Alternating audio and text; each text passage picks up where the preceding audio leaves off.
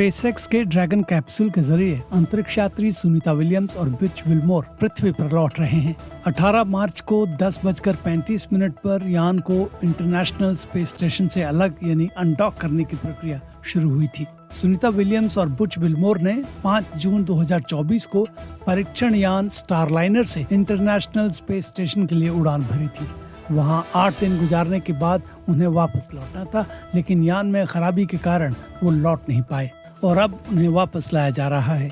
NASA ने Wilmore और Williams की वापसी के बारे में सारी जानकारी दी है।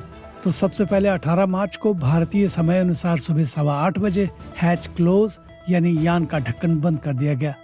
इसके बाद 10:35 पर अनडॉकिंग यानी इंटरनेशनल स्पेस स्टेशन से यान को अलग करने की प्रक्रिया हुई। अब इसके बाद 19 मार्च को भारतीय समय अनुसार सुबह 2:41 पर डी ऑर्बिट बर्न यानी वायुमंडल में यान का प्रवेश होगा।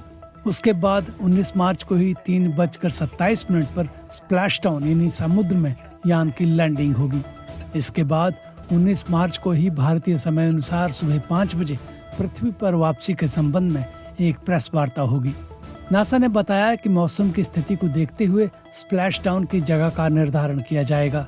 भारतीय समय अनुसार 19 मार्च 2025 को जब सुनीता विलियम्स की वापसी होगी, तब तक वे अंतरिक्ष में कुल 286 दिन बिता चुकी होंगी।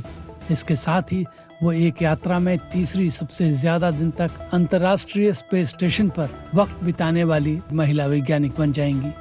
अंतर्राष्ट्रीय स्पेस स्टेशन में सबसे ज्यादा 371 दिन अंतरिक्ष यात्री फ्रैंक रूबियो ने बिताए हैं। कुल मिलाकर सबसे ज्यादा दिन बिताने का रिकॉर्ड 675 दिनों का पिगी विट्स्टन के पास है। सुनीता विलियम्स ने अब तक 9 बार स्पेस वॉक किया है। इस दौरान उन्होंने 62 घंटे 6 मिनट स्पेस वॉक में बिताए हैं। इस मामले में वो पहले स्थान पर हैं। इससे पहले विलियम्स और बुच विल्मोर की वापसी 16 मार्च 2025 को होनी थी, लेकिन उड़ान से पहले 12 मार्च को ड्रैगन कैप्सूल के रॉकेट में खराबी आ गई। अब ये भी जान लीजिए कि स्टारलाइनर के जिस विमान से सुनीता अंतरिक्ष स्टेशन पर गई थी, उसमें क्या खराबी आई।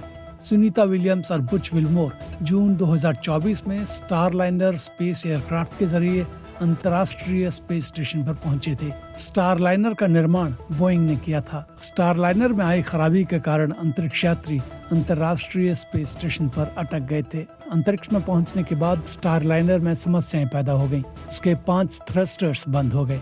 अंतरिक्ष में वैक्यूम होता है, ऐसे में थ्रस्टर्स यान को दिशा देने का काम करते हैं। इसके अलावा इस यान का हीलियम भी खत्म हो गया। इससे दोनों अंतरिक्ष यात्रियों की वापसी की योजना अटक गई। यान में खराबी का ये सिलसिला यही नहीं रुका। अगले कुछ महीनों में यान की तकनीकी खामियां बढ़ती गईं। सुनीता विलियम्स के साथ ये पहला अवसर नहीं है जब उनकी अंतरिक्ष से वापसी अटकी है। उनकी पहली यात्रा में भी उनकी निर्धारित की गई वापसी अटक गई थी। उस दौरान वो 6 से भी अधिक महीनों तक अंतर्राष्ट्रीय स्पेस स्टेशन पर ठहरी थी। उस समय नासा अटलांटिस नाम के अंतरिक्ष यान का इस्तेमाल कर रहा था। कैनेडी स्पेस सेंटर से उड़ान भरने के बाद इसके बाहरी सुरक्षा कवच में दरार आ गई थी।